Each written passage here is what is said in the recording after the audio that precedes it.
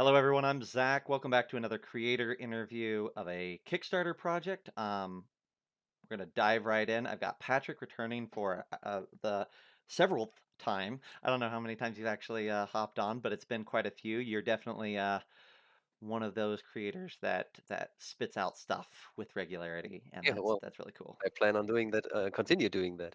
Perfect, perfect. So we've talked to you, let's see, in the past about some of your 5e adventures. We talked about Dungeon Delver, various things of that nature. But right now, you're coming to us. You have a new project. This is kind of the compendium, the follow up to some of the 5e stuff that Yeah. you've been doing in the past. It's called the Dungeon Epics Adventure Compendium. Tell us a little bit about what you got for us this time. It's a compendium of 5 adventures. 2 of them we already published earlier, but 3 of them are completely new.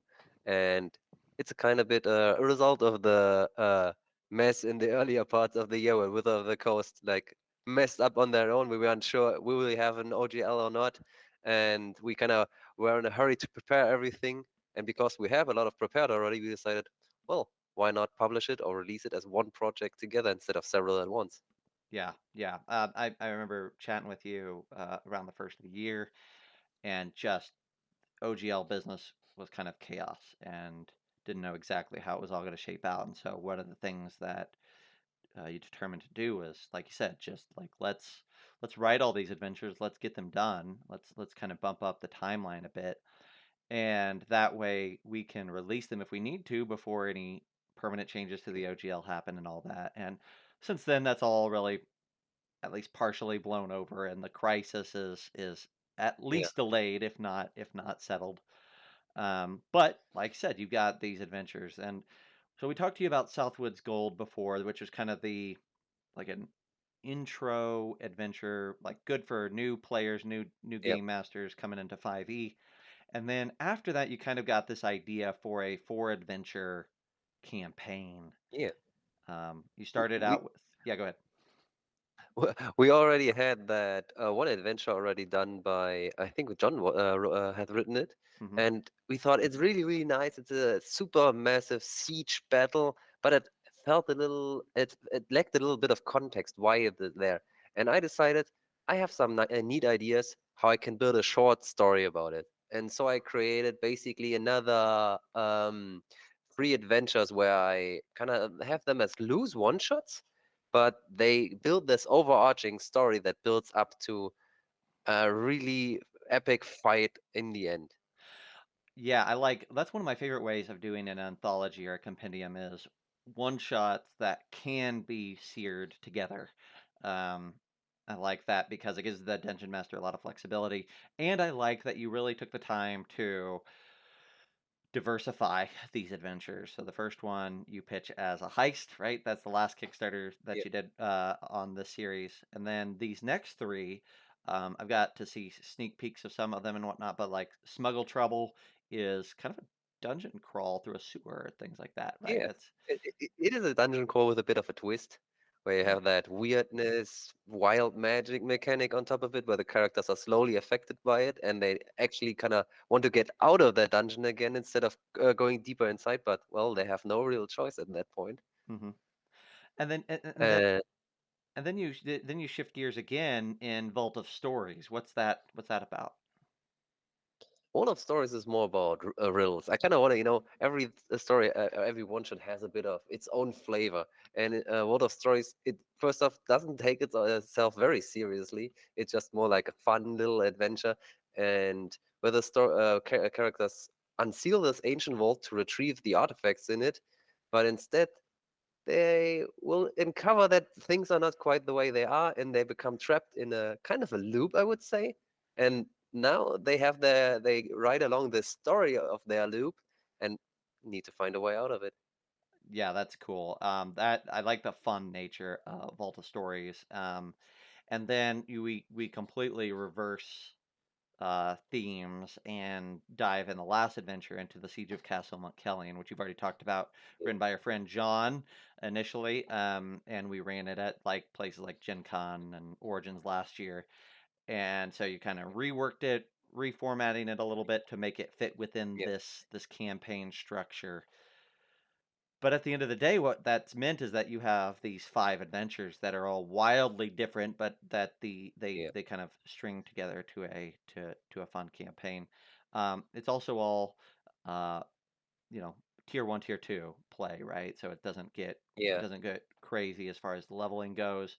And I think, like, some of these adventures are, take several sessions to complete. I think Vault of Stories is the shortest of convenient. them, if I recall. Yeah, Um, definitely. I mean, it depends how long they're trapped inside the loop. Fair enough. Yeah. But yeah, I like that there's the cool thing is it's a compendium with a lot of variety, but like I said, it has themes. So you're offering these 5 adventures on Kickstarter. You can either get just one adventure, your choice of one adventure, and that's cool. So if one speaks to you more than the others, you can just go grab that one and have a cool one shot. And then you've got the pack of all of the new adventures, and I think that's $15. That gets you the 3 new ones Yep. if you've been following along. And then you've got hey, if you've missed all of these so far, here's a tier that Yeah, lets you kind of get caught up and get everything all at once.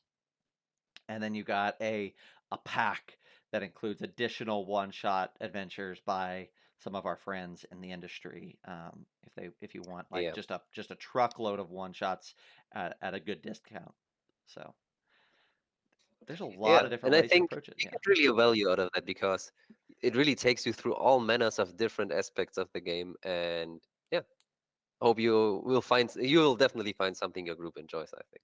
Yeah. Yeah. And I like I've said it earlier, but I guess I'll reiterate it. Like, the type of 5e content that I use the most is one shots. Not that I run a lot of one shots, but I like grabbing one shots and working them in, finding ways of working them into my campaign. So um, this is exactly the sort of thing that I Yes, would same with me. jump into. One shots just work very well in that regard. Even if you run a written campaign with by some publisher, you can nicely introduce a one shot. You just need to twist a few elements and it fits. Yeah.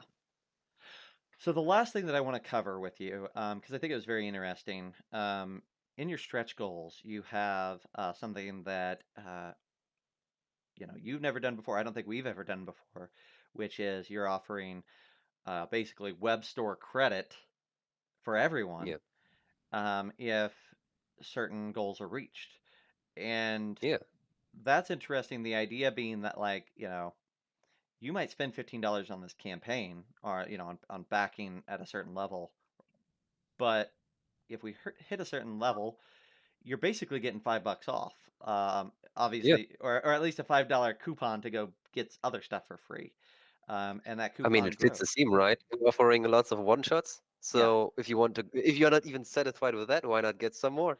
That's right. Yeah, I like that. It's really cool. Like, what it incentivizes. Like, sometimes stretch goals are cool, but they don't incentivize you to go share or to promote. Or it's like, well, if we hit Yeah, it, it's fine. If it's not, it's no big deal. But saying that, like, oh, I'm going to get store credit, I like that idea a lot. I think it has legs. And I as mean, it's the most variable thing you can offer, right? You get what you want, not what they are offering. Right. Yeah. And I think if I remember right, that kind of came out of a little snafu with a previous project that Yeah, we were working on, where we needed to give the backers a bonus, and we need to, take care of them somehow. And so we gave them uh, some digital content for free, and was received very well. And so it's like, well, if yeah, that's what people like, why aren't we offering that as a goal in the core stretch goals, right? Like, let's see how that works. yeah. So I there's a think, point at which you could actually get a ton of store credit, more than just $5 if enough stretch goals are hit. And basically, just backing this project could get you the same yeah, amount in credit again. So um, double yeah. I your mean, money. Yeah. there are many people who make because even I wrote on different things than just the dungeon epics. You find more stuff from my side on, for example, the horror line. But there are other people who also wrote great stuff, and it's just like if you want something else or something good, you find probably something nice there, I think, and that's why it's just it's an interesting stretch goal, and I hope people really like it. Yeah, yeah, I think they will. That's very cool. Okay, so this is going live. I'm chatting to you on the 3rd. This is going live on the 4th. And you got a $1,500 goal. I'm not worried about that. I think, you've shown in the past that your Kickstarters do very well, so I expect this to fund. And it looks like, from what I'm seeing here, it looks like you're shooting for a July or thereabouts release date on these. I know you said most of these are already done, just a matter of getting them into layout and finishing up that side of things. Yeah. So that's cool. That's cool.